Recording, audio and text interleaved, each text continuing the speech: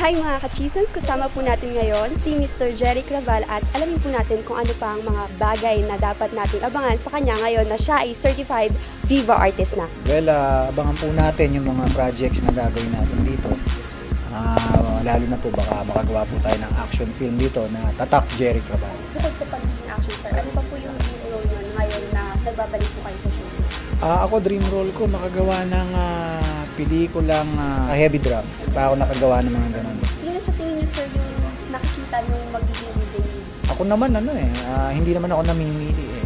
Kung sino pwede, lalo na dito sa bakuran ng Viva, yung mga talent dito. Ano po sa tingin nyo yung may offer yung bago? Well, I think drama. Kasi hindi pa ako nag-drama talaga. Kasi masyado nga ako na-identified sa mga action films. I think I made 44 movies, action. Most of them are action film. So, kamusta naman po yung personal life nyo? Perfectly fine, okay lang, masaya. Okay lang. Busy tayo sa iba nating pinagkakaabalahan.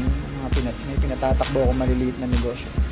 Sa mga fans ko po, sa mga Ravalians, maraming salamat po sa mga messages nyo na natanggap ko. Sana po abangan po ninyo ang mga upcoming movies namin, projects dito po sa Viva Games.